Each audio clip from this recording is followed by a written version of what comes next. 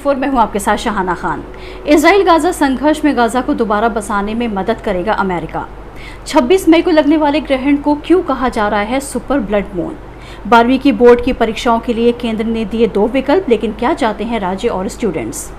UP के गांव में कोविड वैक्सीनेशन बना चुनौती, स्वास्थ्य विभाग की टीम को देखकर नदियों में कूदे लोग।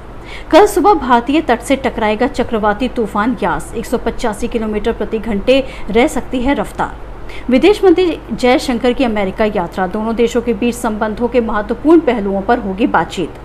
पंजाब नेशनल बैंक घोटाले के अभियुक्त हीरा व्यापारी मेहुल चोकसी के लापता होने की खबर है। 2018 में भारत से फरार होने के बाद वो कैरिबियाई देश एंटीगुआ एंड बारबुडा में रह रहा था। भारत में 18 से 44 आयु वर्ग के लिए सरकारी अस्पतालों में वैक्सीन लगवाने के लिए ऑन साइट रजिस्ट्रेशन की सुविधा को मंजूरी दे दी गई है।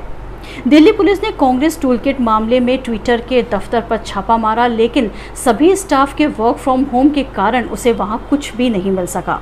योग गुरु रामदेव ने एलोपैथी मामले पर दिया अपना विवादित बयान वापस लेने के बाद इंडियन मेडिकल एसोसिएशन और फार्म कंपनियों से 25 सवाल पूछे हैं। और बेलारूस में पत्रकार को गिरफ्तार करने के लिए विमान डाइवर्ट किए जाने के बाद यूरोपीय संघ उस पर नए प्रतिबंध लगाने के लिए हो गया है तैयार। आइए अब देखते हैं आज की खास खबरें। अमेरिकी विदेश मंत्री एंटनी ब्लिंकन का कहना है कि इजराइल और फिलिस्तीनियों के बीच संघर्ष विराम को और सुदृढ़ बनाने के प्रयासों के मद्देनजर अमेरिका गाजा को दोबारा से खड़ा करने में सहयोग करेगा। इजराइल के प्रधानमंत्री से मुलाकात के बाद एंटनी ब्लिंकन ने कहा है कि दोबारा हिंसा और संघर्ष जैसी स्थिति से बचने के लिए ये जरूरी है कि जिस तरह के गंभीर और दयनीय मानवीय हालात वहां पैदा हुए हैं उनसे निपटा जाए। उन्होंने कहा कि मौजूदा हालातों से निपटना बेहद आवश्यक है। गाजा के पुनर्निर्माण की बात करने वाले एंटनी ब्लिंकन ने हालांकि ये भी स्पष्ट कहा है कि अमेरिका ये सुनिश्चित करेगा कि गाजा पर नियंत्रण रखने वाले चरमपंथी समूह हमास को इससे फायदा ना हो। ब्लिंकन ने इजराइल के प्रति अमेरिका के समर्थन को भी दोहराया। उन्होंने इजराइल के खुद की सुरक्षा के अधिकार को अमेरिकी समर्थन की बात दोहराई है। हिंदुस्तान पेट्रोलियम कॉर्पोरेशन लिमिटेड ने ट्वीट करके अपने विशाखापट्टनम स्थित संयंत्र में आग लगने की खबर की पुष्टि की है।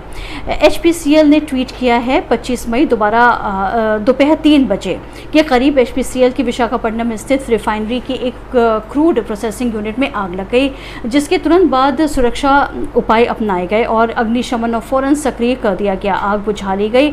इस दुर्घटना में कोई हताहत नहीं हुआ है और कोई खतरे की आशंका भी नहीं है। बाकी रिफाइनरियों का परिचालन सामान्य है। 26 मई को चंद्र ग्रहण के दौरान दुनिया के कई हिस्सों में सुपर ब्लड मून दिखाई देगा। ये एक अनोखी घटना होती है जब चंद्र ग्रहण लगेगा और हमें ब्लड मून यानी लाल रंग का चांद दिखाई देगा। इस बारे में जानकारी देते हुए अमेरिकी स्पेस एजेंसी नासा ने लिखा है 26 मई को पूरा चांद पृथ्वी की छाया में चला जाएगा और जब वो हमारे ग्रह की छाया में नहीं होगा वो पहले से बड़ा और चमकदार दिखेगा। ये साल 2021 का दूसरा सुपर मून है। पहला सुपर मून 26 अप्रैल को देखा गया था। समाचार एजेंसी पीटीआई के मुताबिक आंशिक चंद्र ग्रहण भारतीय समय के अनुसार दोपहर 3:15 पर शुरू होकर 6:22 तक चलेगा। पूर्व चंद्र ग्रहण पश्चिमी उत्तर अमेरिका, पश्चिमी दक्षिण अमेरिका और पूर्वी एशिया में देखा जा सकेगा। इसी दौरान 14 से 15 मिनट के लिए ब्लड मून नजर आएगा। 12वीं कक्षा की परीक्षाओं के मुद्दे पर चर्चा के लिए केंद्रीय मंत्रियों, राज्य शिक्षा मंत्रियों और शिक्षा मंत्रालय के सचिवों के बीच 23 मई को बैठक हुई थी। इस बैठक की अध्यक्षता रक्षा मंत्री राजनाथ सिंह ने की थी। इसके अलावा शिक्षा मंत्री रमेश पोखरियाल निशंक, केंद्रीय महिला एवं बाल विकास मंत्री स्मृति ईरानी और केंद्रीय सूचना एवं प्रसारण मंत्री प्रकाश जावड़ेकर भी इसमें मौजूद थे। भारत में कोरोना वायरस की दूसरी लहर की भयावहता को देखते हुए 14 अप्रैल को सीबीएसई की 10वीं की परीक्षाएं रद्द कर दी गई थीं और 12वीं की परीक्षाएं स्थगित हो गई थीं। 10वीं के नतीजों के लिए विशेष स्कीम अपनाने की घोषणा की गई थी। फिलहाल अब इस पर विचार हो रहा है कि 12वीं की परीक्षाएं आयोजित की जाएं या नहीं और अगर आयोजित की जाती हैं तो किस तरह। पिछले साल कोरोना की पहली लहर के दौरान भी 12वीं की परीक्षाएं अधर में लटक गई थीं। कुछ विषयों की परीक्षाएं हो चुकी थी और कुछ बाकी थीं। बाद में उन्हें रद्द कर असेसमेंट के आधार पर नंबर दे दिए गए। लखनऊ से 50 किलोमीटर से भी कम दूरी पर स्थित बाराबंकी जिले में स्वास्थ्य विभाग की एक टीम जब एक गांव में पहुंची तो हंगामा हो गया। बताया जा रहा है कि टीके से बचने के लिए लोगों ने नदी में छलांग लगा दी। देश के कई राज्यों में कोविड-19 के खिलाफ टीकाकरण एक बड़ी चुनौती बनता जा रहा है। वैक्सीनेशन बड़े शहरों में तेजी से हुआ है, हालांकि अब उन जगहों पर वैक्सीन की किल्लत हुई है।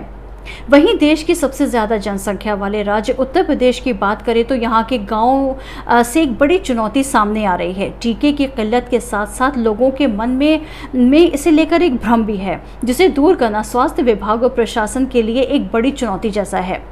यूपी की एक बड़ी चुनौती ग्रामीण इलाकों में लोगों को कवर करने के लिए पर्याप्त वैक्सीन जुटाने की और लोगों की हिचक तोड़ने की भी है। लखनऊ से 50 किलोमीटर से भी कम की दूरी पर स्थित बाराबंकी जिले में 1.2 लाख डोज देने का लक्ष्य था, लेकिन अभी तक इसका बस 1/3 दिया जा चुका है। ऊपर से स्वास्थ्य विभाग की एक टीम जब एक गांव में पहुंची तो वहां पर हंगामा हो गया। बताया जा रहा है कि टीके से बचने के लिए लोगों ने नदी में छलांग लगाना शुरू कर दी। भारतीय मौसम विभाग ने मंगलवार को भविष्यवाणी की है कि चक्रवाती तूफान यास अगले 12 घंटे में खतरनाक तूफान में बदल जाएगा। मौसम विभाग ने यह अपने बुलेटिन में कहा है कि पूर्व मध्य बंगाल की खाड़ी के ऊपर भीषण चक्रवाती तूफान यास पिछले 6 घंटे के दौरान लगभग 9 किलोमीटर प्रति घंटे की रफ्तार से उत्तर पश्चिमी की ओर बढ़ रहा है। मौसम विभाग ने कहा है कि इसके उत्तर पश्चिम की ओर बढ़ने की संभावना है। अगले 12 घंटे में ये खतरनाक चक्रवाती तूफान में बदल सकता है।